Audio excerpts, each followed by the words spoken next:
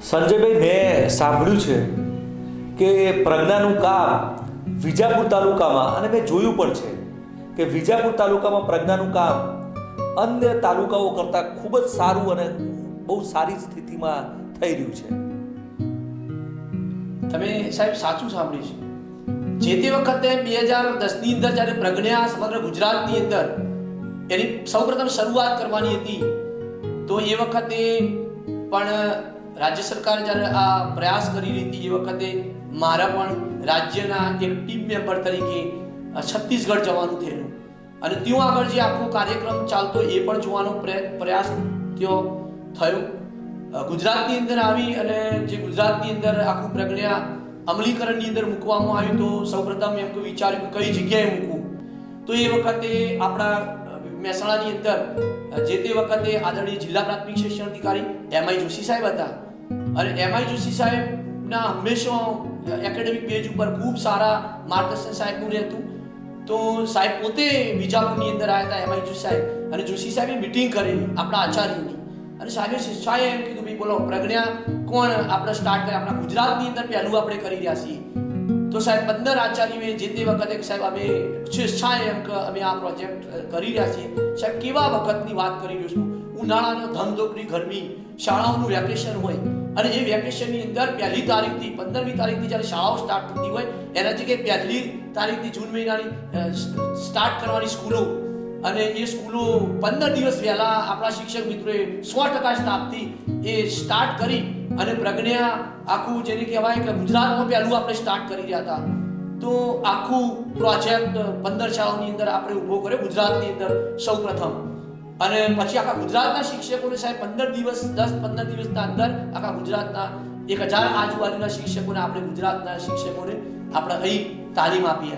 અને આના માટે રાજ્યનો શિક્ષણ વિભાગ હતો સાહેબ, એનો ખૂબ સપોર્ટ હતો એમ, અને રાજ્યના શિક્ષણ વિભાગે જેટલી અપેક્ષાઓ વિજાપુર માટે રાખી સાહેબ એટલી આપણે પૂરેપૂરું, આપણો અહીં સ્ટાફ એટલો સરસ છે, શિક્ષકો બધા મહેનતુ છે, તો એ લોકોએ આની અંદર પૂરું કરવાનો પ્રયાસ કર્યો. સૌપ્રથમ વિજાપુરમાંથી જ્યારે પ્રજ્ઞા થયું સાહેબ, એ સ્વાભાવિક છે કે આ બધી શાળાઓને એની અસર જલ્દી થવાની. તો વિજાપુરની અંદર બધી શાળાઓની અંદર આખા રાજ્યની અંદર પહેલામાં પહેલી વિજાપુર તાલુકાની 130 શાળાઓની અંદર પ્રજ્ઞા સ્ટાર્ટ થયું. 1 થી 4 ધોરણની અંદર પ્રજ્ઞા મૂકવાની વાત આવી તો પણ વિજાપુર તાલુકાની અંદર ખૂબ સારી રીતે આખું પ્રજ્ઞા આપણે વિજાપુરની અંદર મૂકી શક્યા.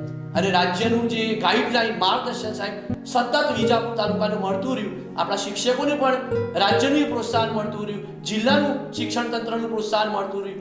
એટલે સાહેબ અહીં આગળ પ્રજ્ઞા પ્રોજેક્ટને સમજવા માટે સંજયભાઈ, તમે હમણાં જ થોડાક સમય પહેલા ડીપીઓ શ્રી અને ગુજરાતના તમામ ડીપીઓ શ્રી અને ત્યારબાદ નાયબ ડીપીઓ શ્રી, ડાયટના પ્રાચાર્યશ્રીઓ બધાનો એક કાર્યક્રમ કર્યો હતો, એ વિશે થોડી વાત કરીએ. હા સાહેબ, અમે પ્રજ્ઞાની અંદર ખાસ કરીને જીસીઆરટી પણ સાહેબ આપણા ગુજરાતની અંદર ખૂબ સારી રીતે બધવી આપણા અધિકારીઓને પણ એટલું સરસ માર્ગદર્શન આપીને સાહેબ જ્યારે કામ કરવાનું આ મુખ્ય બાબતો, ત્યારે જીસીઆરટીના માર્ગદર્શનને સાહેબ આપણે આખી પ્રજ્ઞા શાળાઓ બતાવવા માટેનું એક પ્લાનિંગ કરેલું, અને એમાં આખા રાજ્યના આદરણીય જિલ્લા પ્રાથમિક શિક્ષણ અધિકારીઓ, આદરણીય ડાયટના પ્રાચાર્યશ્રીઓને વિજાપુરની અંદર 2 દિવસ સુધી આપણે આખું પ્રજ્ઞાનો કાર્યક્રમ એ બતાવેલો સાહેબ.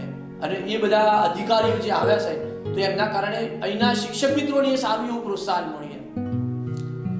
સંજયભાઈ, તમને શ્રેષ્ઠ શિક્ષક તરીકેનો પણ એવોર્ડ મળ્યો છે અને રાજ્ય સરકારનો એવોર્ડ મળ્યો છે. તો આ એવોર્ડ મળવા પાછળ અને આ એવોર્ડ મેળવવા પાછળ કયા કયા જે પોઈન્ટ્સ છે, બુલેટ પોઈન્ટ્સ, કે જેના કારણે તમે રાજ્ય સરકારનો શ્રેષ્ઠ શિક્ષકનો એવોર્ડ મેળવી શક્યા છો? બીઆરસી તરીકેનો સાહેબ મને રાજ્ય સરકારનો શ્રેષ્ઠ ગુજરાતના બીઆરસી તરીકેનો એવોર્ડ મળ્યો. તો 2002 થી હું સતત બીઆરસી તરીકે અલગ અલગ ઇન્ડિકેટરો પર કામ કરતો હતો. સર્વ શિક્ષા અભિયાનના જેટલા નોર્મ્સ રહ્યા, એ જેન્ડર એજ્યુકેશનની વાત હોય, વિકલાંગ બાળકોની વાત હોય, અત્યારે છે દિવ્યાંગ બાળકો આપણે કહી રહ્યા છીએ, તો બાળકોના કન્યા કેળવણીની વાત હોય, ગુણવત્તાલક્ષી શિક્ષણની વાત હોય, તો આ તમામ પ્રકારના ઇન્ડિકેટરો સાથે હું કામ કરી રહ્યો હતો. પણ મેં સૌથી વધુ જો પાયાનું કામ કર્યું હોય તો વિદ્યાર્થીઓની શૈક્ષણિક ગુણવત્તા માટેની વાત, વિદ્યાર્થી કેન્દ્રિત બાબતોની એના ઉપર મેં ખાસું ફોકસ પહેલાથી કર્યું. અને મને જે એવોર્ડ રાજ્ય સરકારે આપ્યો એમાં આ બધા પાર્ટ્સ રહ્યા એ બહુ મહત્વના હતા. પણ જો મુખ્ય હું પાર્ટ્સ કહું તો ગુણવત્તાની અંદર ખાસ કરીને મેં ગુણોત્સવની અંદર જે વિજાપુરની અંદર જે કામ થયું અને જે આચાર્ય મિત્રો શાળાના શિક્ષકોએ ભેગા મળીને મેં જે આખું કામ કર્યું સાહેબ અને એના પરિણામો જે આટલા સારા આવ્યા તો એની કામગીરીને રાજ્ય સરકારે ખરેખર બિરદાવી અને એ કામગીરીને બિરદાવી અને એના ફળ સ્વરૂપે મને રાજ્ય સરકારે રાજ્યના શ્રેષ્ઠ બીઆરસી તરીકેનો એવોર્ડ આપ્યો. એમ કહું તો સાહેબ કોઈ ખોટું નહીં. આ એવોર્ડ ક્યારે મળ્યો આપણને? 2016માં છે. બરાબર છે. ત્યારબાદ તમને નેશનલ લેવલે પણ પ્રકાશ જાવડેકર સાહેબે પણ આપનું સન્માન કર્યું છે. તો એ શાના માટે આપનું સન્માન થયું છે? એ સાહેબ ખાસ કરીને જે શૈક્ષણિક ગુણવત્તા સુધારાની અંદર મેં જે ગુણોત્સવની હું વાત કરી રહ્યો છું તો એ જ રીતે જરૂરિયાતવાળી જે શાળાઓ શિક્ષણની અંદર તો એને ટાર્ગેટ કરી અને કેવી રીતે એને માર્ગદર્શન આપણે આપી શકીએ, એક સ્કૂલને કઈ રીતે સપોર્ટ કરી શકીએ આપણે વ્યવસ્થાના ભાગરૂપે તો એ કરવા માટે અલગ અલગ ઇન્ડિકેટર્સ ઉપર હું કહી રહ્યો તો એ રીતે મેં આખું કામ કરેલું. આ ખાસ કરીને આ ઇન્ડિકેટર ઉપર મેં 2013માં સાહેબ કામ કરેલું અને જે તે વખતે ઇનોવેશન ફેર રાજ્યની અંદર સૌપ્રથમ શરૂ થયેલા અને પહેલો મહેસાણાની અંદર જે ઇનોવેશન ફેરની વાત આવી તો હું માનું તો સુધી મેં બીજો ઇનોવેશન ફેર હતો એના અંદર રાજ્યની અંદર ભાગ લીધો. જીસીઆરટીની અંદર પણ મેં આ ગુણવત્તાવાળા મારા ઇનોવેશન મૂક્યું હતું. તો વિવિધ સ્ટેક હોલ્ડર્સ ની મદદથી શિક્ષણની ગુણવત્તામાં કેવી રીતે પરિવર્તન લવાય તો હું ગૌરવ સાથે સાહેબ તમને કહું કે 2013 ની અંદર IIM ની અંદર ડોક્ટર APJ અબ્દુલ કલામ સાહેબ તો મારી મુલાકાત થઈ IIM ની અંદર તો મારું જે આખું કામ હતું તો મેં ડોક્ટર APJ અબ્દુલ કલામ સાહેબ જોડે મૂક્યું તો સાહેબે ખુદ મારા ઇન્ડિકેટરો સાહેબ જોયા અને એમને આનંદ થયો અને મને કેટલાક ઇન્ડિકેટર ઉપર તરત જ કેમ કે આ રીતે થાય એની વાત મને ગમી સાહેબ અને એના ઉપર હું કામ કરતો રહ્યો. મને એમ થયું કે આના ઉપર મારે કામ કરવું જોઈએ. આટલા મોટા ભારતના મહાન વૈજ્ઞાનિક કે જો આ બાબતે સાહેબ મને ગાઈડલાઈન આપ્યું તો મને મારા ઉત્સાહમાં વધારો થયો તો હું એના ઉપર કામ કરતો રહ્યો.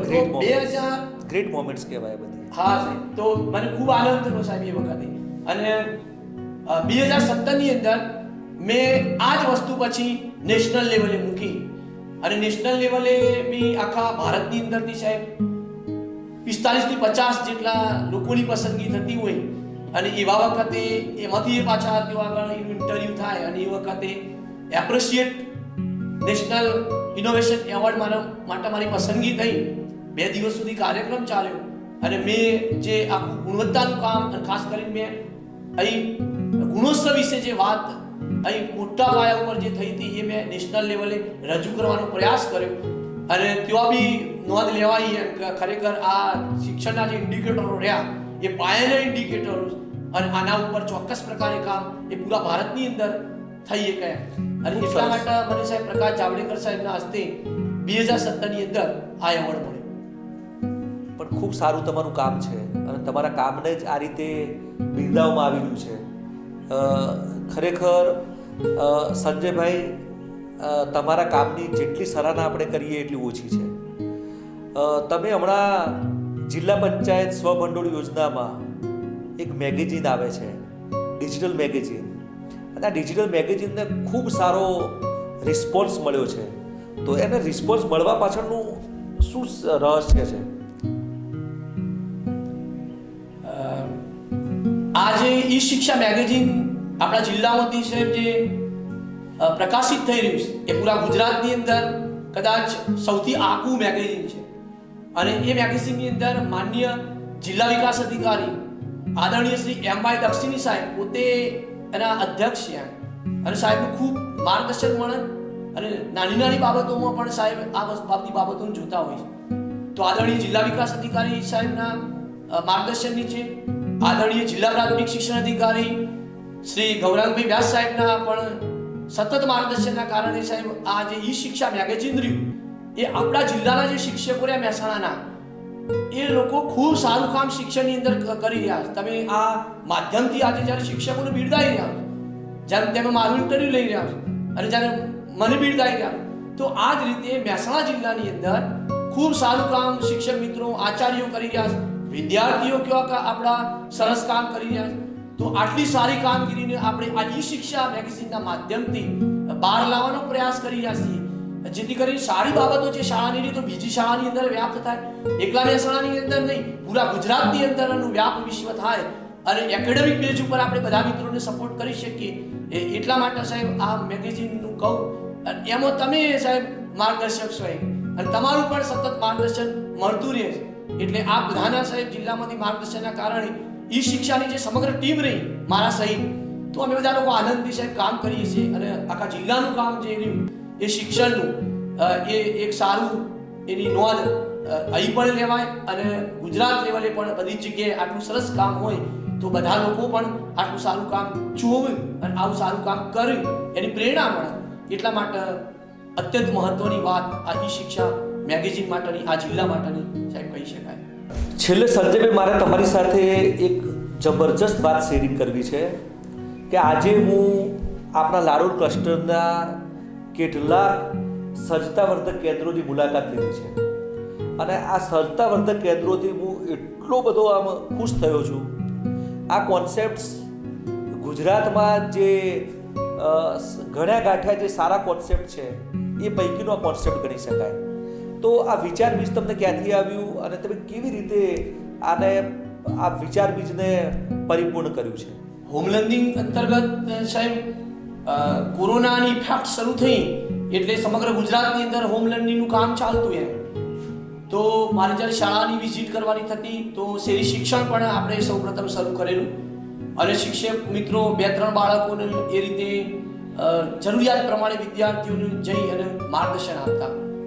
તો મારા ધ્યાન ઉપર એવું આવ્યું કે જે શેરી શિક્ષણ ચાલી રહ્યું છે એ બી સારું ચાલતું હતું, પણ જેમ જેમ કોરોનાની ઇફેક્ટ ઘટતી ગઈ તો મને એવું લાગ્યું કે હવે શાળાઓ જો સ્ટાર્ટ કરવી હોય અને એ પ્રકારનું જો પ્લેટફોર્મ શરૂ કરવું હોય તો કોઈ શાળાના ધોરણોને નાના 10-12ની ટુકડીમાં જો વિભાજિત કરી દેવામાં આવે અને એ રીતે નાની સ્કૂલ સ્ટાર્ટ કરવામાં આવે અને વિદ્યાર્થીઓ પૂરું વર્ષ આવ્યા નહીં તો એ લોકોનું વર્ચ્યુઅલી ક્લાસ તો ચાલે. 2-4 જણને પણ જઈને શિક્ષક મિત્રોએ ખૂબ સારા એ લોકોને માર્ગદર્શન આપવાના પ્રયાસ કર્યો.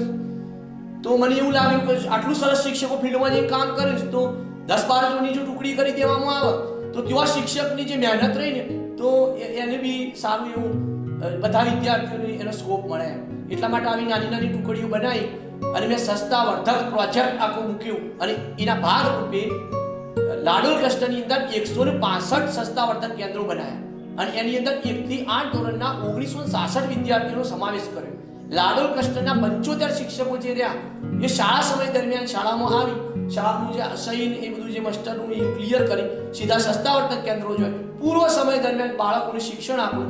આપણને સાહેબ એમ જ લાગે કે આખી શાળાના તમામ બાળકો એક દિવસની અંદર શાળા ચાલતી હોય એ જ રીતે પસાર થતા હોય એ રીતે કામ થાય. અને બીજું કે જે અધ્યયન નિષ્પત્તિઓ રહી બાળક જે આવ્યું નહીં શાળાની અંદર તો જે જરૂરિયાતવાળી અધ્યયન નિષ્પત્તિઓ રહી એને જ ઇન્ડિકેટ કરી એના ઉપર જ પ્રોપર કામ થઈ રહ્યું છે. બધા વિદ્યાર્થીઓની નિદાન કસોટી અમે શરૂ કર્યું તો બધા જ વિદ્યાર્થીઓની નિદાન કસોટી લીધી. એટલા માટે એની ગેપ કયો છે તો બીજા ધોરણથી લઈને 8મા ધોરણ સુધી વિદ્યાર્થીઓની નિદાન કસોટી લીધી અને નિદાનના અંતે એનો ઉપચાર કરવાનો પ્રયાસ કર્યો. આપે પણ સાહેબ આજે જોયું છે મુલાકાતની અંદર કે કેવા નાના ઇન્ડિકેટરો ઉપર વિદ્યાર્થીની જે જરૂર છે બરાબર એ પ્રકારના ઇન્ડિકેટરો ઉપર એ લોકો વિદ્યાર્થીઓ આ વસ્તુ કરી રહ્યા છે અને શિક્ષકો એને સતત માર્ગદર્શન આપી રહ્યા છે. આની અંદર સાહેબ જિલ્લાનો પણ આપ સહિત આદરણીય જિલ્લા પ્રાથમિક શિક્ષણ અધિકારી સાહેબ એમનું પણ સાહેબ સતત માર્ગદર્શન મળતું રહ્યું છે અને એટલા માટે અમે ક્વોલિટીનું સાહેબ જો કામ સારું આટલું કરી શકતા હોય તો જિલ્લાનું જે શિક્ષણ તંત્ર રહ્યું એ સતત પ્રોત્સાહન આપતું રહ્યું છે અને સતત આવી બધી બાબતોને સાહેબ પીડાઈ રહ્યું છે. એટલે અમારા શિક્ષકોને અને અમને પણ આવી સારી કામ કરવાની સાહેબ પ્રેરણા મળે અને અમે આવું સારું કામ સાહેબ સતત કરતા રહીએ છીએ. સંજયભાઈએ ખરેખર ખૂબ સારું કામ કર્યું છે. સંજયભાઈને આજ રોજ અમે શિક્ષણ સમિતિ દ્વારથી બિરદાવીએ છીએ અને સંજયભાઈએ જે કામ કર્યું છે એ જો બાકીના અમારા 101 CRC કોર્ડિનેટર પર જો પ્રેરણા લે તો મહેસાણા જિલ્લાની તાસીર બદલવાની અંદર આ કોન્સેપ્ટ અમને બધાને સૌને ખૂબ ઉપકારક નીવડે એ પ્રકારનો આ રહ્યો કોન્સેપ્ટ છે. સંજયભાઈ પટેલનો પુનઃ આભાર માનીને થેન્ક યુ વેરી મચ. સંજયભાઈ જેવા નવીન શ્રેષ્ઠ શિક્ષક સાથે ફરી મુલાકાત કરીશું. આભાર.